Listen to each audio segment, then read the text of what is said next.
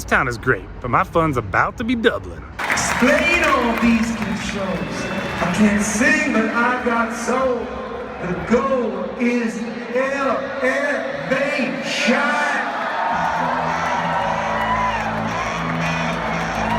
Going up. This right behind me is Samuel Beckett Bridge, fun-looking bridge. The force on those back cables is about equivalent to 80,000 people. That's what they say. That's very similar to a full house at Croke Park. Speaking of Croke Park, I once saw U2 play at Croke Park. Pretty amazing.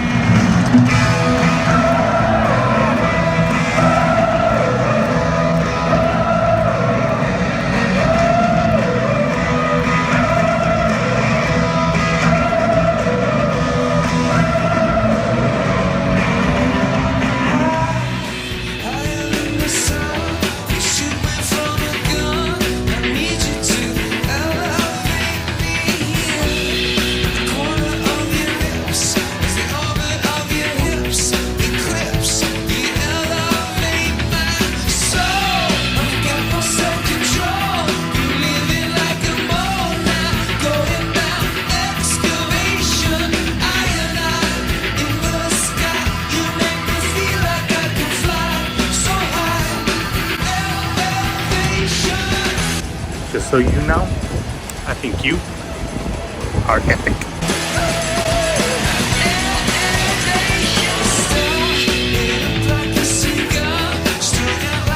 This is the Talking Heads, and you may find yourself in another part of the world.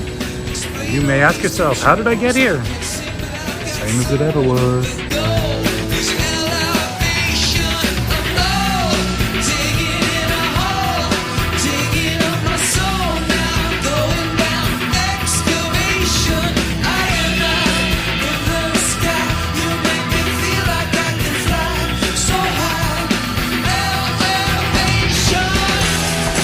Dublin is always giving things dirty nicknames, but this one kind of made me giggle. They call her Floozy in the Jacuzzi.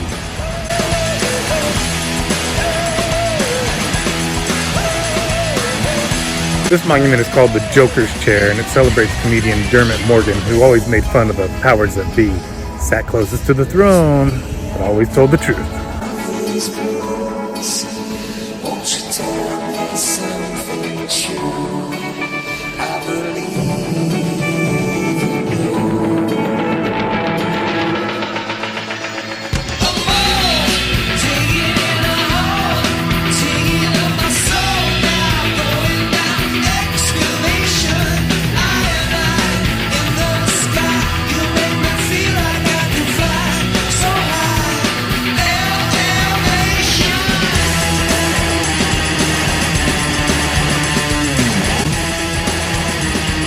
So supposedly this sculpture is about controlling your emotions.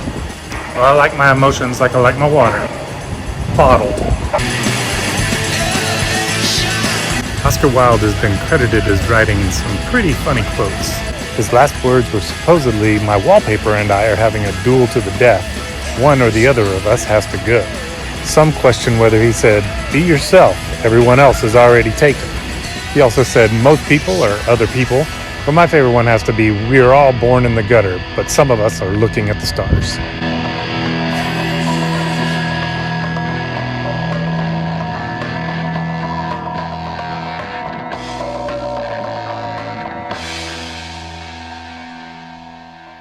This one is called The Three Fates: the past, the present, and the future.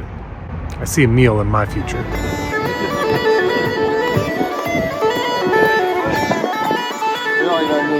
Arthur Guinness once inherited 100 pounds, which he took and founded Guinness Brewing Company. The original lease was for 9,000 years. I'm more of a light beer kind of guy.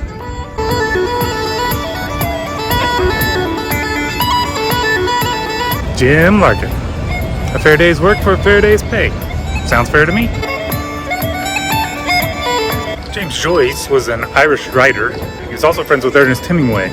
And rumor is Hemingway would have to be Joyce's bodyguard when he would get himself into drunken fights. Why did the Vikings sail to Dublin in a longboat? It was too far to swim. They'll holler at me later. Hands down, this is the best sculpture in Dublin. It's actually called the Wishing Hand, and I bet you're wishing I had better jokes. Oh, she's electric. She's in a family full of eccentrics. She's done things I've never expected, and I need more time. Oh, she's got a sister, and God only knows how I missed her. And in the palm of her hand is a... This one I found funny too. Molly Malone, the tart with the cart. And I want you to know I got my mind made up now, and I need more time. And I want you to say, do you know what I'm saying? So Jameson Irish whiskey was actually founded by a Scottish lawyer. Cheers. They say 30,000 pedestrians cross Hoppenny Bridge every day. Today I'm one of them. Foxy. This is an 80-year-old tree that's eating up a cast iron bench. I guess the bench was barking up the wrong tree.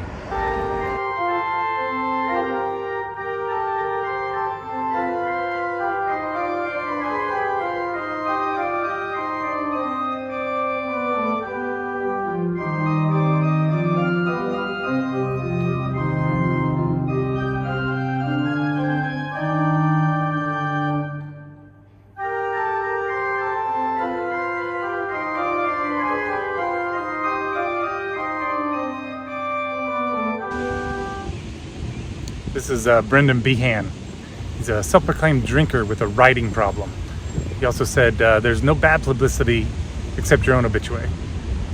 I guess he's right. Minimal people in front of the Temple Bar. They have over 450 kinds of whiskeys.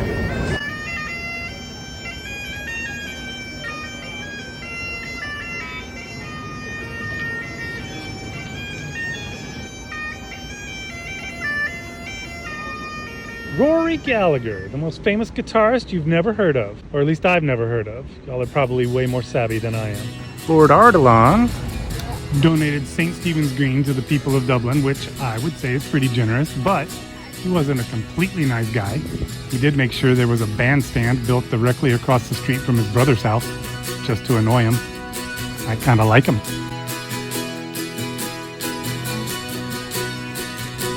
Fusiliers Arch is a war memorial that still has machine gun bullet holes in it to this day. To see you when you're all alone, I just want to catch you if I can. Who's down for a little history in this video?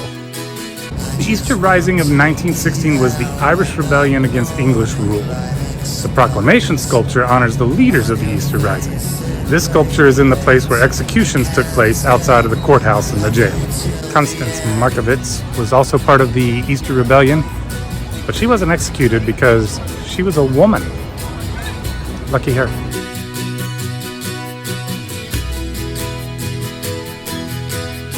I just want to. So this is O'Connell Street. It's actually the widest street in Dublin. It is home to the spire, which is 120 meters tall. That's 393.7 feet for all you Americans. And it's named after Daniel O'Connell, whose statue is at the end of this street. Now, I know a lot of short Irish people, but the spire is tall. In fact, taller than any other building in Dublin. And here's that Daniel O'Connell statue. He was known as the Liberator. I guess he was into liberating. He lived every day like it was his last. We should too.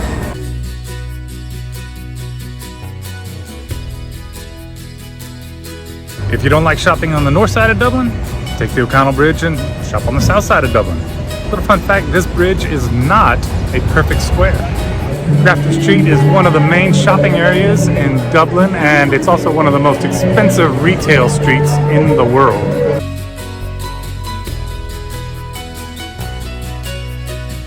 Trinity College in Dublin. Rumor is any student that passes under the bell tower while the bell is ringing will fail their final exams.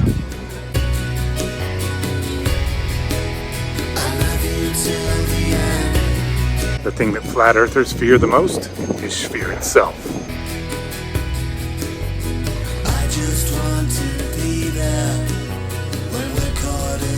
George Salmon, mathematician, theologian, chess player.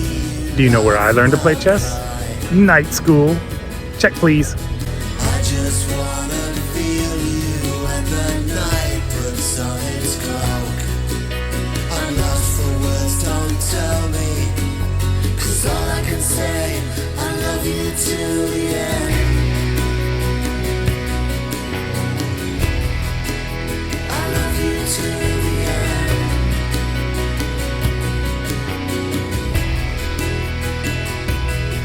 St. Patrick's is the largest and the tallest cathedral in all of Ireland.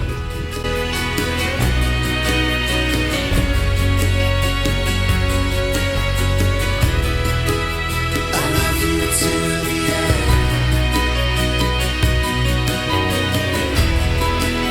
I love you till the end.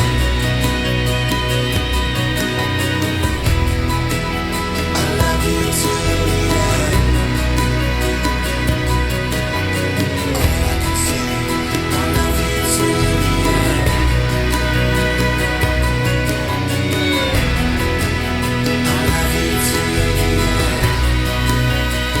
So this is the Charles Stewart Parnell Monument, and there seems to be a few rumors surrounding it. One of the rumors is that they ran out of funds while they were constructing it, and that there's a hidden vault inside.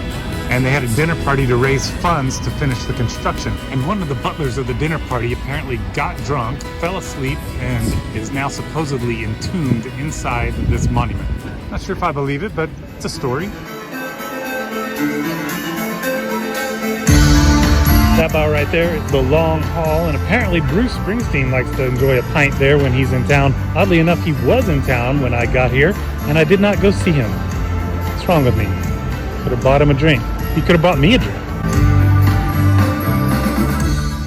Phil Lynott, bassist for Thin Lizzy. My hair's been known to look like that.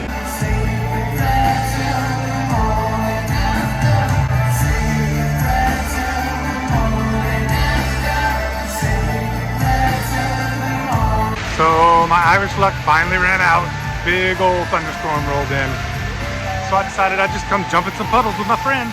Goodbye, Dublin. It's been great.